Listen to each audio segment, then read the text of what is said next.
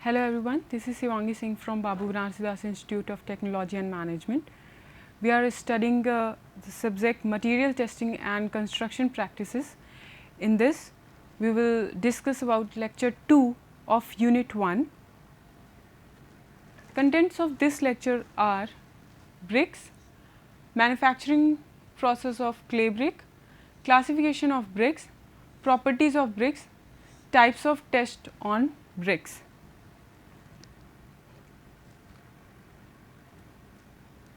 So, what is brick? Brick is a building material. Brick एक building material है जिसे हम कंस्ट्रक्शन में यूज़ करते हैं. ठीक है. A brick is a type of block used to build walls, pavements and other elements in masonry construction property. The term brick denotes a block composed of dried clay, but is now also used informally to denote other chemically cured construction blocks. Bricks can be joined together using mortar, adhesive or by interlocking them. Bricks are produced in numerous classes, types, material and size which vary with region, time period and are produced in bulk quantities. मतलब brick block एक होता है, ठीक है, जो कि clay से बना होता है. यानी कि ब्रिक क्या होते हैं? ब्रिक्स क्या होते हैं? मैन मेड होते हैं.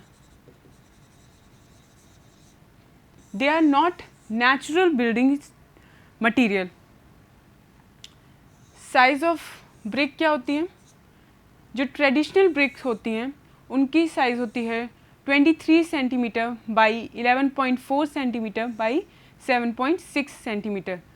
जो मॉड्यूलर ब्रिक होते हैं उनकी साइज़ होती है 19 centimetre into 9 centimetre into 9 centimetre. ठीक है. ये जो साइज़ है वो IS कोड के अकॉर्डिंग, इसको मॉड्यूलर ब्रिक के साइज़ को आप लोग स्टैंडर्ड ब्रिक भी बोलते हैं. Standard brick. और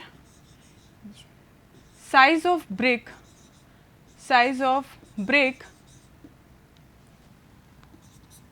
विद मोटार, और इसे नॉमिनल ब्रिक भी बोलते हैं हम लोग, होता है 20 centimetre by 10 centimetre by 10 centimetre. Okay. तो ये सारे इंपॉर्टेंट पॉइंट्स हैं जो कि एग्जाम से पूछे जाते हैं साइज़ ऑफ ब्रिक में, चाहे वो नॉमिनल साइज़ हो चाहे वो मॉड्यूलर स्टैंडर्ड साइज़ हो. मैन्युफैक्चरिंग प्रोसेस ऑफ ब्रिक, मतलब ब्रिक किस तरीके से बनती है. मैं जैसे कि मैंने अभी आपको बताया कि ब्रिक आर मैन मेड होती है ब्रिक. तो किस तरीके से प्रोसेस होता है, बनाया जाता है ब्रिक को. सबसे पहले अनसॉइलिंग क्या होती है? To remove impurities of organic matter in top soil up to 20 centimetre. जितनी भी इम्प्योरिटीज़ प्रेजेंट हैं, ठीक है, जिस भी क्ले से, जिस भी सॉइल से आप ब्रिक को बना रहे हैं, ठीक है, उसमें जो भी इम्प्योरिटीज़ प्रेजेंट हैं उसको रिमूव करना इज कॉल्ड अनसॉइलिंग. डिगिंग क्या होती है? Clay is dug out and laid on levelled ground a little below the general surface. Cleaning, stone, vegetable matter remove. जितने भी ब्रिक, जो आपका क्ले है जिससे आप ब्रिक बनाने वाले हो, ठीक है, उसमें जो भी वेजिटेबल्स और स्टोन्स ये सब जो भी प्रेजेंट होंगे इनको रिमूव करना is called cleaning. Weathering, cleaned earth is spread and expose to weather for few month. जो भी हमारा सॉइल है, क्ले है, जब वो उसको क्लीनिंग प्रोसेस उसका हो जाता है तो कुछ टाइम के लिए हम उसे वेदर के कांटेक्ट में रखते हैं. ठीक है. और किस तरीके से उसकी प्रॉपर्टीज़ चेंज हो रही हैं उसको हम चेक करते हैं. ठीक है. Next is blending, mixing of clay, sand and other material. Tempering, water is added to clay and it is kneaded. Next is moulding. Moulding important है आपका पॉइंट. ठीक है. मोल्डिंग दो टाइप की होती है. ठीक है. जो first one is hand moulding and second one is machine molding.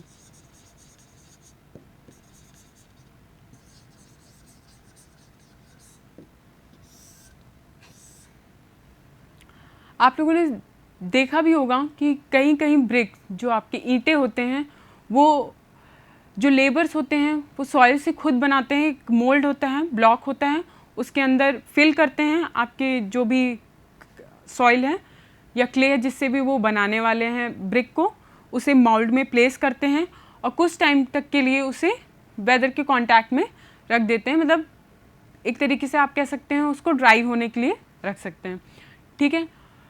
Machine moulding क्या होती है, जो बड़ी बड़ी भट्टियों में जो आपकी ब्रिक्स बनती हैं मशीन के थ्रू बनती हैं, that is called machine moulding. Drying of BRICS मतलब ब्रिक की ड्राइंग में कितना टाइम लगता है, 7 to 14 days, ओके। नेक्स्ट है बर्निंग, कि बर्न हम कितने टेम्परेचर पे ब्रिक को करते हैं, ठीक है। तो वो टेम्परेचर है 750 degree centigrade to 750 degree centigrade to 1000 degree centigrade पे हम ब्रिक को बर्न करते हैं।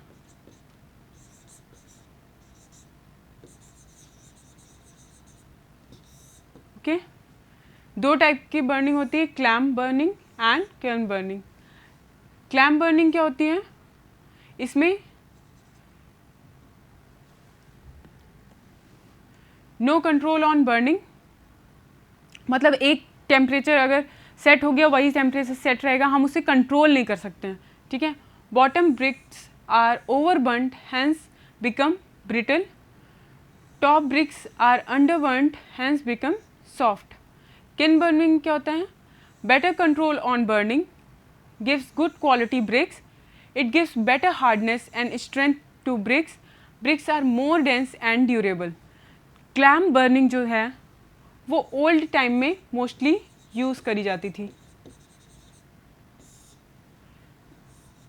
प्रेजेंट टाइम में हम लोग मोस्टली किल्न बर्निंग यूज़ करते हैं। प्रेजेंट में हम लोग किल्न बर्निंग का यूज़ करते हैं क्योंकि बहुत सारी डिसएडवांटेज हैं क्लैम्प बर्निंग की, जिस तरीके यहाँ पे लिखा हुआ है, और kiln burning is easier than clamp burning, और इसमें जो हमें ब्रिक्स जो मिलते हैं वो ड्यूरेबल होते हैं। क्लासिफिकेशन ऑफ ब्रिक, 4 टाइप्स के ब्रिक होते हैं हमारे पास। First class brick, second class brick, third and fourth class brick. Fourth class brick को हम लोग झामा ब्रिक भी बोलते हैं, झामा ब्रिक, और ओवर बर्न्ड ब्रिक भी बोलते हैं, over burned bricks. First class brick जो होते हैं सबसे बेटर क्वालिटी के होते हैं, ठीक है। These are thoroughly burned and are deep red, cherry और copper colour. The surface should be smooth and rectangular with parallel, sharp and straight edges and square corners. These should be free from flaws, cracks and stones. Uniform texture होता है, जब इसमें कोई impression नहीं आना चाहिए जब हम इसको स्क्रैच करते हैं, यानी कि इसकी जो हार्डनेस है वो अच्छी होनी चाहिए। The fractured surface of brick should not show lumps of lime. A metallic और रिंगिंग साउंड, जब हम दो ईंटों को एक दूसरे स्ट्रक करते हैं तो उसमें मेटेलिक और रिंगिंग साउंड आनी चाहिए। वाटर एब्जॉर्प्शन कितना होना चाहिए फर्स्ट क्लास ब्रिक का, 12% to 15% of its dry weight, ठीक है। क्रशिंग स्ट्रेंथ कितनी होनी चाहिए फर्स्ट क्लास ब्रिक की, 10 newton per mm square. This limit varies with different government organisation around the country. Uses क्या होते हैं, first class bricks are recommended for pointing, exposed face work in masonry structures, flooring and reinforced brick work. Next है second class brick, are suppose to have same requirements as a first class brick. थोड़े से changes होते हैं first class and second class brick में, ठीक है। Small cracks and distortion are permitted, a little higher water absorption from 16 to 20% of its dry weight. जैसे कि first class brick में आपने देखा था 12% to 15% था। यहाँ पे 16 to 20% अलाउड है। The crushing strength should not be less than 7 newton per mm square. Uses क्या होते हैं? Second class bricks are recommended for all important और unimportant hidden masonry works and centering of reinforced brick and reinforced cement concrete structure. Third class brick are underburnt bricks. They are soft and light colored, producing a dull sound, and when struck against each other, water absorption is 25% of its dry weight. Uses क्या होते हैं? It is used for building temporary structures. Fourth class brick are overburnt and badly distorted in shape and size and are brittle in nature. Uses क्या होते हैं? The blast of such brick is used for foundation and floors in lime concrete and road metal.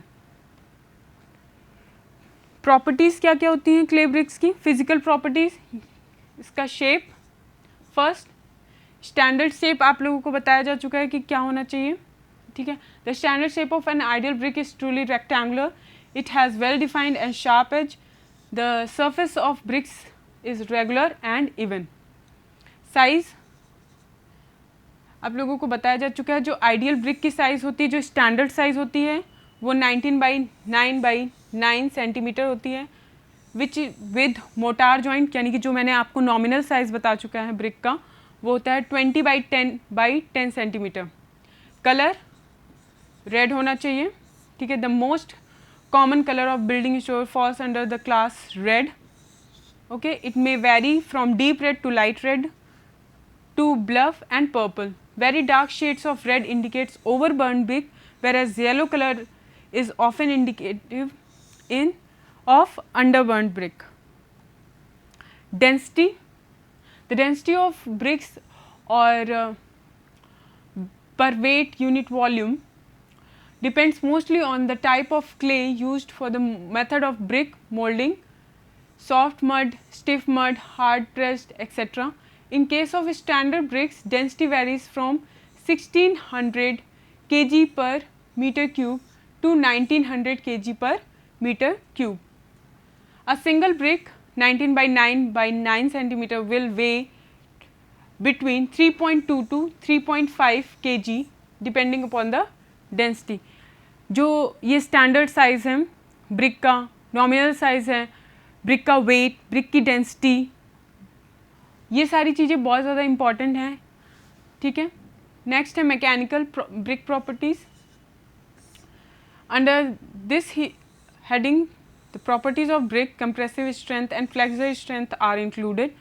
Compressive strength, it is most important property of brick, especially when they are used in load bearing walls. The compressive strength of brick depends on composition of clay and degree of burning.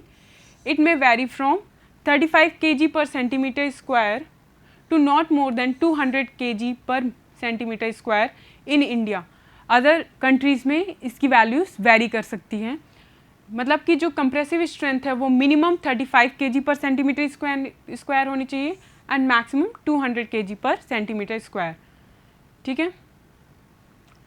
IS code that an ordinary type building brick must possess a minimum compressive strength of 35 kg per centimeter square.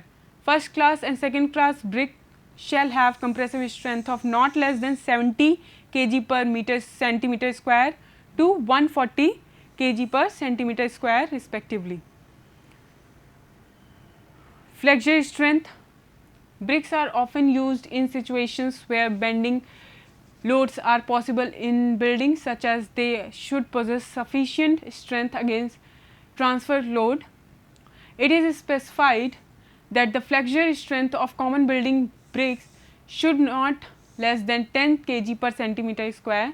Best bricks often possesses flexure strength of 20 kg per centimeter square, ठीक है। तो minimum 10 होनी चाहिए और maximum 20, ठीक है।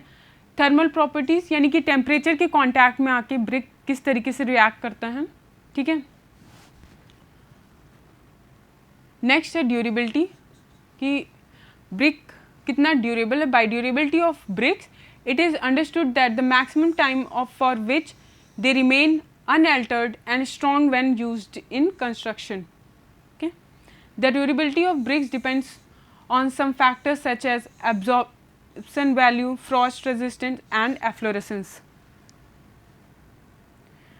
Different types of test on clay bricks, कि clay bricks पे कौन कौन से हम टेस्ट परफॉर्म करते हैं. फर्स्ट है वाटर एब्जॉर्प्शन टेस्ट, ये भी इम्पॉर्टेंट है. ठीक है, जितने भी टेस्ट हैं ब्रिक्स के बहुत ज़्यादा इम्पॉर्टेंट है. ठीक है, a brick is dried, weighted and weighted, it is then immersed in water for a period of 24 hours. It is weighed again and the difference in weight indicates the amount of water absorbed by the brick. It should not in any case exceed 20%, मतलब कि जो water absorption है वो less than 20% होना चाहिए या फिर equals to 20% होना चाहिए. इससे ज़्यादा वाटर एब्जॉर्प्शन नहीं होना चाहिए. वाटर एब्जॉर्प्शन का फॉर्मूला है W2 minus W1 divided by W1 into 100. W2 minus W1 divided by W1 into 100. What is W1?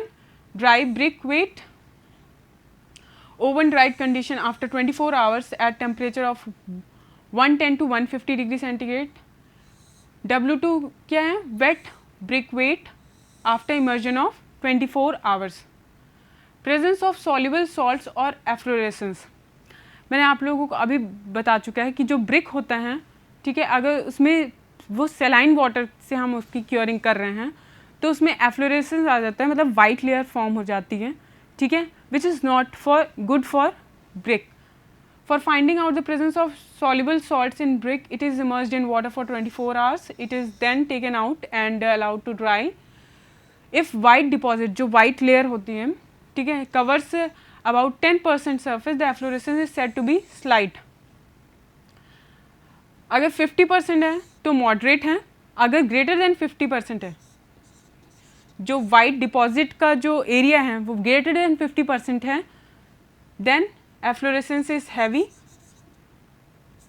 Efflorescence is heavy और हम इसको इन ब्रिक्स को जिनमें greater than 50% efflorescence होता है हम उनमें क्या कर देते हैं?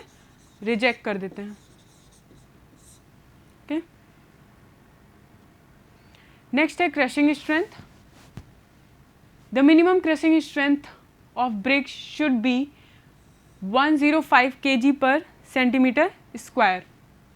The crushing strength of bricks can find out with the help of crushing testing machine.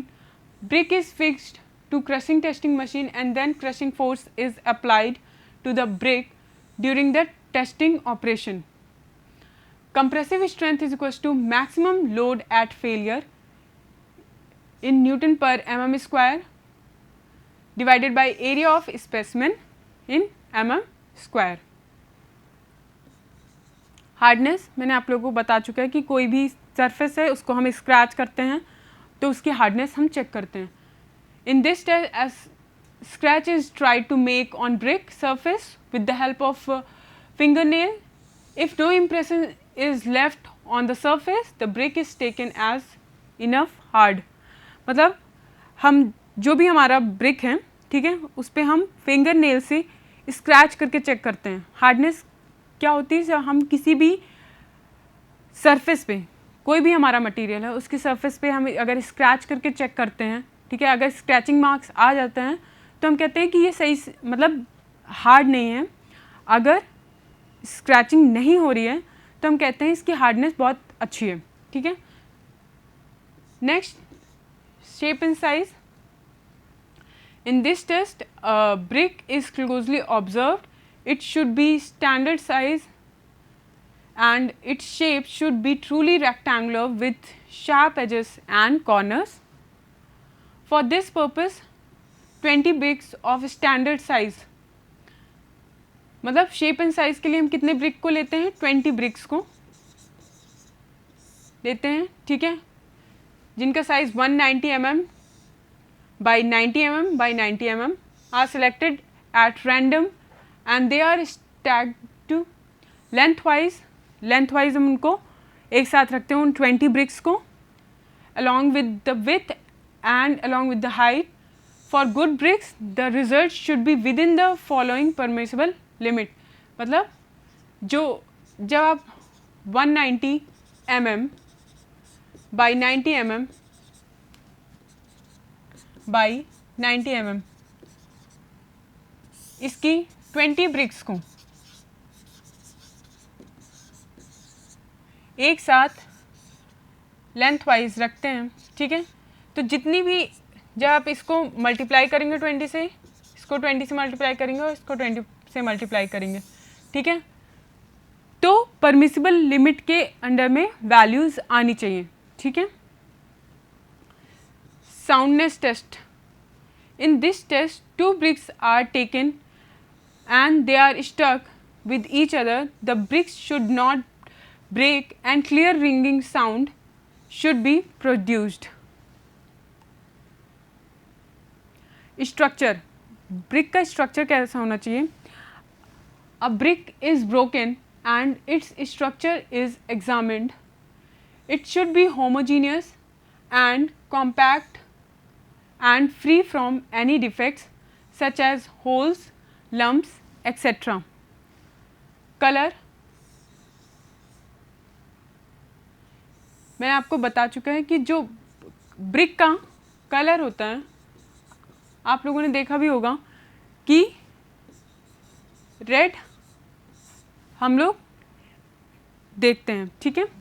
अगर डीप रेड है, ब्रिक का कलर डीप रेड है, ठीक है, तो हम कहते हैं ये ओवर बर्न्ड ब्रिक है, ओवर बर्न्ड ब्रिक, ओके। अगर येलोइश कलर उसमें आ गया है, येलोइश कलर, ठीक है, तो हम क्या कहते हैं, ये अंडर बर्न्ड